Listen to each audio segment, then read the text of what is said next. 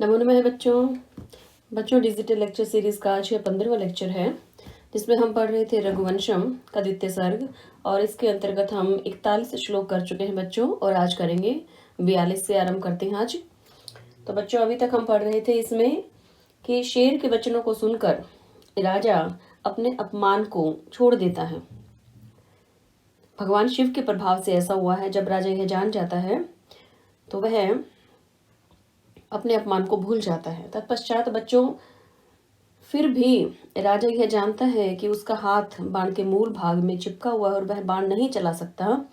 तत्पश्चात भी राजा शांत नहीं होता है और शेर से क्या कहता है वह बच्चों इस श्लोक में वर्णित है। आइए आरंभ करते हैं। यहाँ देखिए बच्चों, कह रहे प्रत्यय ब्रवीत, इसका हम पद विच्छेद कर लेते हैं बच्चों। यहाँ क्या है, इसमें जो है प्रत्यय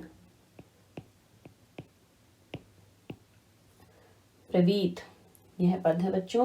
तत्पश्चात देखिए और क्या है, इसमें च, और इसके बाद है बच्चों एनम, और साथ में क्या है बच्चों ईशु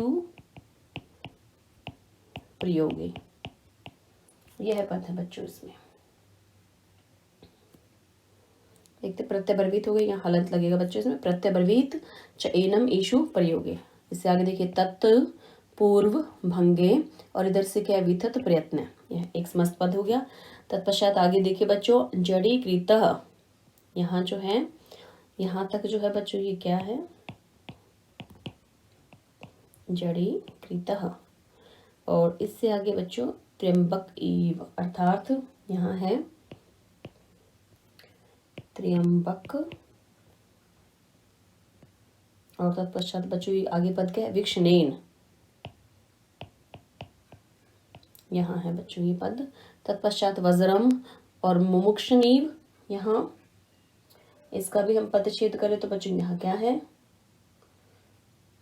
मुमुक्षन ईव,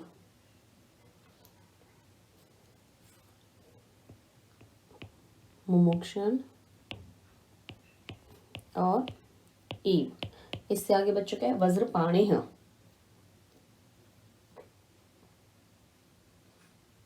तो बच्चों आइए आरंभ करते हैं। इसमें यहाँ प्रत्यय ब्रवीत, देखिए प्रत्यय ब्रवीत जो है इसका क्या अर्थ है, उत्तर दिया या बोला। च और एनम, एनम से अर्थ क्या है सिंह, शेर को। अब जो है शेर से कह रहे हैं कौन, राजा दिलीप। ईशु प्रयोगे है बच्चों, इसके बाद पद क्या है ईशु प्रयोगे, अर्थात बाण के प्रयोग में, बाण को चलाने में। तत्पूर्व भंगे, तत्पूर्व अर्थात जो पहले क्या है भंग हो गया था, अर्थात पहले ही प्रथम समय में ही रुकावट होने पर, जब पहले ही बाण चलाने का प्रयत्न किया था तो बाण जो है वह बाण के मूल भाग में राजा का हाथ वहीं चिपक गया था। तो कह रहे तत्पूर्व भंगे, जो पहले ही भंग हो चुका है, अर्थात प्रथम समय में ही रुकावट होने पर। विथत प्रयत्न, विफल हुए प्रयत्न वाला, निष्फल प्रयास वाला कौन, राजा। तो क्या कह रहे बच्चों यहाँ की तत्पूर्व भंगे ईशु प्रयोगे, पहले ही प्रथम समय में ही रुकावट होने पर ईशु प्रयोगे, बाण के चलाने में, विथत प्रयत्न, निष्फल प्रयास वाला वह राजा। क्योंकि एनम उस शेर से प्रत्यय ब्रवीत कहने लगा या उत्तर देने लगा। आइए नीचे देखते हैं। अब कह रहे कि जड़ीकृता, अब यहाँ जड़ीकृत है, इसका क्या अर्थ है निश्चल किए गए। जड़ीकृत का जो जड़ कर दिया गया हो, जो एक ही स्थान पर विद्यमान हो। निश्चल अर्थात जो चल नहीं सकता, तो क्या जड़ीकृत कर दिया, निश्चल किए गए। बच्चों साथ ही क्या है इसमें पद त्र्यंबक, जो त्र्यंबक जो है इसका क्या अर्थ है यहाँ भगवान शिव के विक्षणेन देखने से। त्र्यंबक जो यहाँ पद आया है यह किसके लिए आ गया, भगवान शिव के लिए। बच्चों यहाँ में से नीचे लिखिए, इसका क्या अर्थ है भगवान शिव के लिए आया है। और विक्षणेन का क्या अर्थ है बच्चों देखने से। तृतीय भक्ति का प्रयोग है यहाँ विक्षणेन, तृतीय भक्ति है और एक वचन का प्रयोग है बच्चों यहाँ, तृतीय भक्ति और एक वचन। भगवान शिव के देखने से ही। आगे देखिए, वज्रम, वज्र को चलाने के, मुमुक्षन ईव, इच्छा करता हुआ, ईव समान, के समान, वज्रपाणी अर्थात किसके लिए है ये? इंद्र के लिए। बच्चों ये है वज्रपाणी जो है इंद्र के लिए है ये।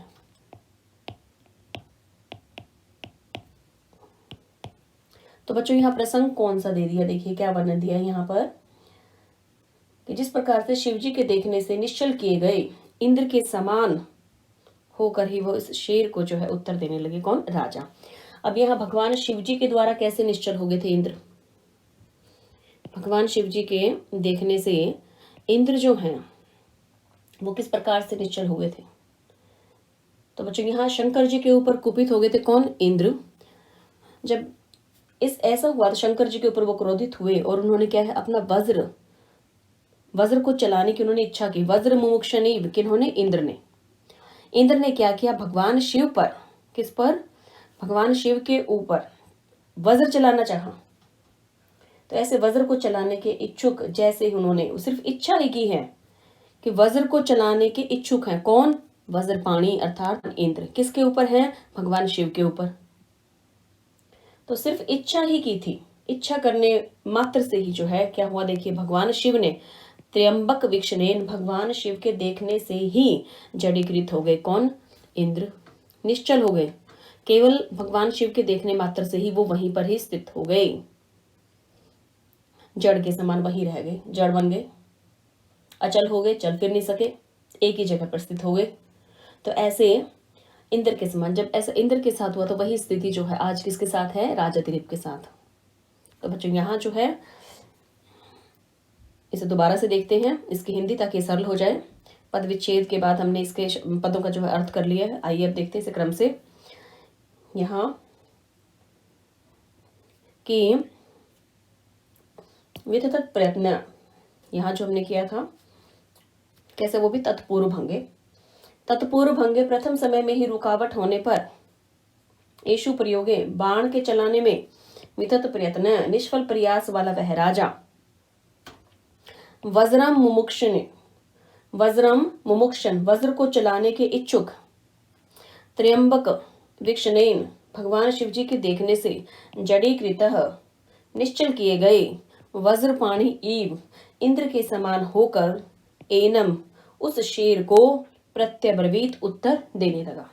कौन? राजा दिलीप। अब यहाँ राजा दिलीप को किसके समान बताया है? इंद्र के समान।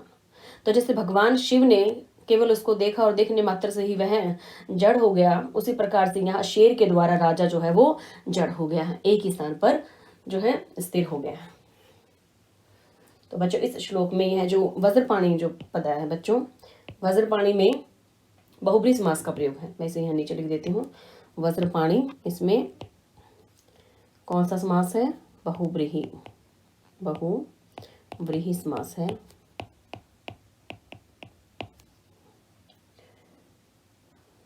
इसका विग्रह बच्चों, वज्र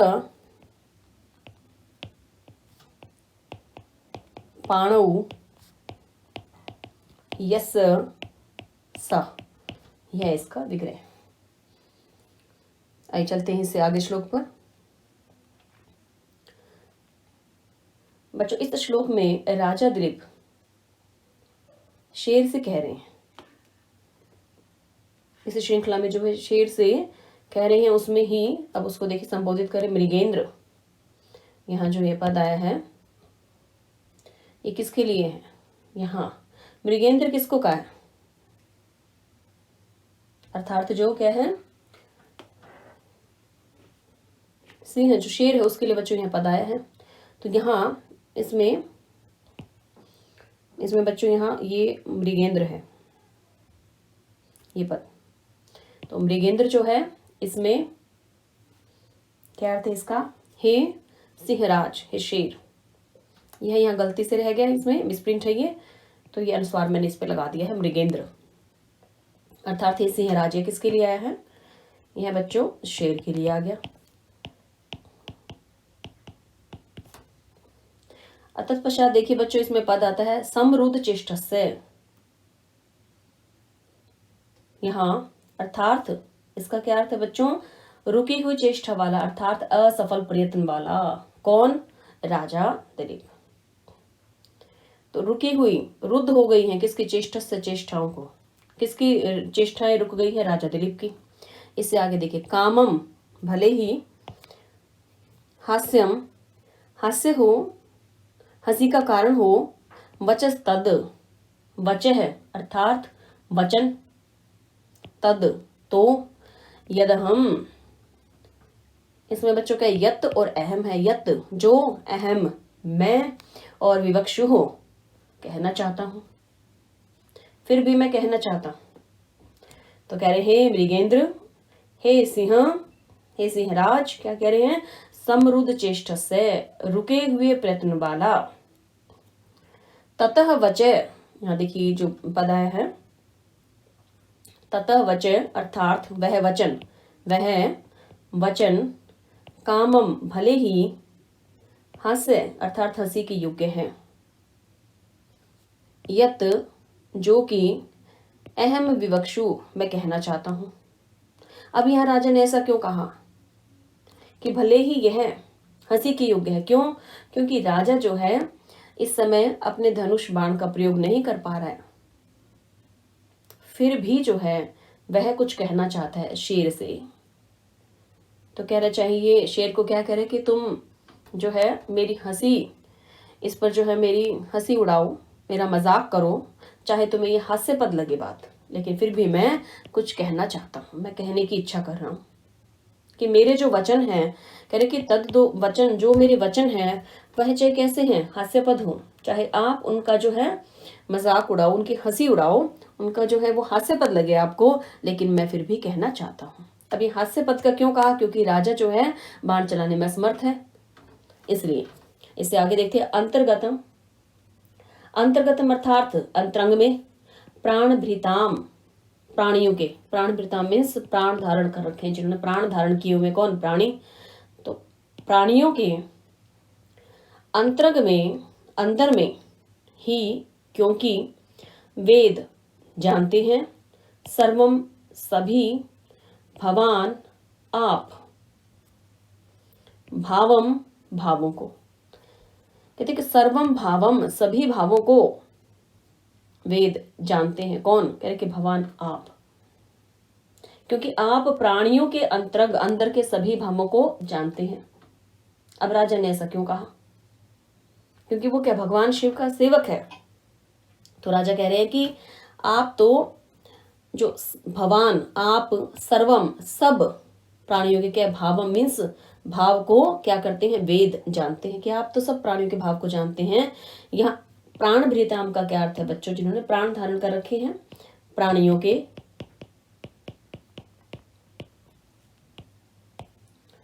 आगे देखिए क्या कह रहे हैं, अतो अहम अभिधास्य। यहाँ बच्चों इसमें क्या है? अतो अहम अभिधास्य। अभिधास्य का क्या अर्थ है? यहाँ जो आया है, कहूंगा, मैं फिर भी कहूंगा। कहते कि अतो फिर भी जो है, अहम अभिधास्य मैं कहूंगा, फिर भी मैं कहूंगा। आप तो प्राणियों के अंदर जो भाव उनको जानते हैं, और साथ ही भले ही जो है आपको मेरी यह बात हास्यपद लगे, लेकिन फिर भी मैं कहना चाहता हूं और मैं इसे अवश्य ही कहूंगा।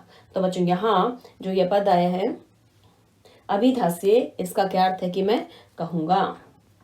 तो राजा जो है यहाँ सिंह से कह रहे कि मेरा शस्त्र चलना जो है रुक गया है, ठीक है, मैं मानता हूं ऐसा, लेकिन आप चाहे मेरे कथन की हंसी उड़ाए, आप सभी के अंदर जो भाव है उनको जानते हैं, फिर भी मैं अपनी बात कहूंगा।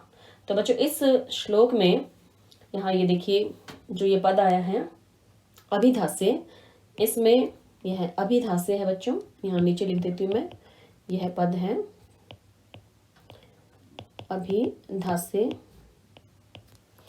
इसमें बच्चों अभी उपसर्ग और साथ में बच्चों क्या है, इसमें दा धातु है, और इसमें लिट लकार का, लिट लकार है, और उसका क्या है? उत्तम पुरुष है बच्चों, इसमें उत्तम पुरुष और एक वचन का प्रयोग है अभिधास्य में। इसी प्रकार से बच्चों देखिए यहाँ जो पद है समरुद्ध चेष्टस्य, इसमें क्या है? यहाँ बहुव्रीहि समास है, बहुव्रीहि समास है। और बच्चों इसका विग्रह देखिए, यही लिख देती हूँ मैं, समृद्धा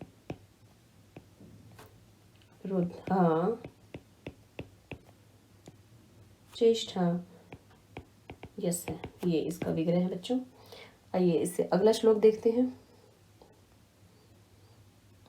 बच्चों इस श्लोक में राजा दिलीप भगवान शिव का सम्मान करते हैं। इसमें भगवान शिव का सम्मान कर रही हैं और उसके बाद जो है भगवान शिव का सम्मान करते हैं, लेकिन फिर भी कि भगवान शिव के प्रभाव के कारण ऐसा हुआ है कि मेरा बाण नहीं चल रहा है। फिर भी वह शेर से कहते हैं, क्या कह रहे हैं देखिए, मान्य अर्थात माननीय है, वह, से यहाँ तात्पर्य कौन है बच्चों, यहाँ किसके लिए आगे ये आया है, भगवान शिव के लिए। भगवान शिव जो है, मान्य मीन्स क्या है, माननीय है। मेरे, मैं किसके लिए आ गए यहाँ, कौन कह रहा है, राजा दिलीप। ये है राजा दिलीप के लिए। क्या कह रहे हैं बच्चों यहाँ पे कि मेरे लिए से मान्य, वह भगवान शिव माननीय है, सम्मान के योग्य हैं। इसे आगे देखिए, स्थावर जंगमानाम, इसका पदच्छेद करते हैं तो बच्चों क्या, स्थावर और जंगमानाम, यहाँ पर क्या दो हैं, स्थावर जंगमानाम, अर्थात अचर और चर जीव, जड़ और चेतन जीव। आगे देखिए, सर्ग स्थिति प्रत्यव्यहार हेतु हो। तो बच्चों इसमें क्या है, उत्पत्ति, पालन और विनाश के हेतु हैं, जो कारण हैं। कह रहे कि चर और अचर जीवों के, अर्थात जो क्या है, जो स्थावर हैं और जंगमानाम हैं, जो जड़ हैं और जो चेतन हैं, जो अचर हैं और जो चर हैं, उन जीवों की उत्पत्ति, पालन और विनाश के कारण वह भगवान शिव में, मेरे, मानने मैंने माननीय है। तो भगवान शिव के लिए यहाँ विशेषण क्या लगा है, वो कैसे हैं, स्थावर जंगमानाम, अर्थात जड़ और चेतन सभी जीवों की उत्पत्ति, पालन और विनाश का हेतु, विनाश के कारण है। ऐसे भगवान शिव मेरे द्वारा माननीय हैं, सम्मान के योग्य हैं। आगे देखिए क्या कह रहे हैं, गुरोर्पीदम, गुरोह, यहाँ गुरोह का क्या अर्थ है, किसके लिए आ गया, महर्षि वशिष्ठ के लिए। और साथ ही बच्चों इसमें दूसरा क्या है, इदम, इदम का क्या अर्थ है बच्चों, यहाँ पर इदम का क्या, गाय, और साथ में क्या, धनम, इदम धनम, यह धन, यह धन कौन सा, यह गाय। तो यह जो पद है यहाँ धनम, ये दोनों ही पद किसके लिए आगे बच्चों, गाय के लिए आए हैं। कि यह जो धन है, इदम धन, यह जो धन है किसका धन है, गुरोह, गुरु वशिष्ठ का, यह गाय रूपी जो धन है, यह क्या है, देखिए क्या कह रहे हैं, अनुपेक्षणीयम, उपेक्षा के योग्य नहीं है। यहाँ पर क्या पद है बच्चों, अनुपेक्षणीयम, की उपेक्षा के योग्य नहीं है। क्या, यह गाय जो किसका धन है, महर्षि वशिष्ठ का, तो यह गाय, इस गाय की भी मैं उपेक्षा नहीं कर सकता। साथ में बच्चों देखिए यहाँ क्या है, इसमें पद दिया हुआ आहित अग्नि, आहित अग्नि अर्थात अग्निहोत्री, यह विशेषण है किसका, यह विशेषण जो किसका है, महर्षि वशिष्ठ के लिए लगा है यह। तो इसे बच्चों यहाँ कर देते आहित अग्नि, ये क्या है, विशेषण है, और किसके लिए आ गया, महर्षि वशिष्ठ के लिए, अर्थात अग्निहोत्री गुरु वशिष्ठ की यह गाय। तो गुरु वशिष्ठ का कौन से, वो भी अग्निहोत्री। आगे देखिए क्या है इसमें, नश्यत, नष्ट होते हुए भी, और साथ में पुरस्तात्, पुरस्तात् का अर्थ क्या है बच्चों, अपने सामने, अपने आगे। तो यहाँ नश्य, एक तो इसमें क्या आ गया नश्यत, और साथ में आ गया इसमें पुरस्तात्, पुरस्तात् मतलब अपने सामने। और नश्यत का क्या अर्थ हो जाएगा बच्चों, नष्ट होते हुए, अर्थात अपने सामने नष्ट होते हुए नहीं देख सकता किसे, गाय को। गाय क्या है, जो किसका धन है, गुरु वशिष्ठ का, और गुरु वशिष्ठ कैसे हैं, जो क्या है, अग्निहोत्री हैं। तो बच्चों ये यहाँ से शुरू हो जाएगा, अग्निहोत्री, आहित अग्नि है, अग्निहोत्री गुरुः गुरु वशिष्ठ का इदम धनम यह गाय रूपी धन भी जो है कहते हैं कि पुरस्ताद अपने सामने नष्ट होते हुए नहीं देख सकता। अनुपेक्षणीय यह उपेक्षा के योग्य नहीं है। राजा कह रहा है कि मैं अपने सामने नष्ट होते हुए अग्निहोत्री गुरु वशिष्ठ का यह गाय रूपी धन भी जो है मैं क्या इसकी उपेक्षा नहीं कर सकता हूं, यह भी उपेक्षा के योग्य नहीं है। तो राजा जो है ये जानते हुए भी कि वह बाण नहीं चला सकते हैं, फिर भी जो है वह क्या कहते कि मैं इस गाय को छोड़कर नहीं जा सकता, यह गाय उपेक्षा के योग्य नहीं है। तो बच्चों इसमें आइए देखते हैं यहाँ जो पद आया है, इसमें पद है बच्चों स्थावर जंगमानाम। तो इसमें क्या है बच्चों, द्वंद्व समास का प्रयोग है। यहाँ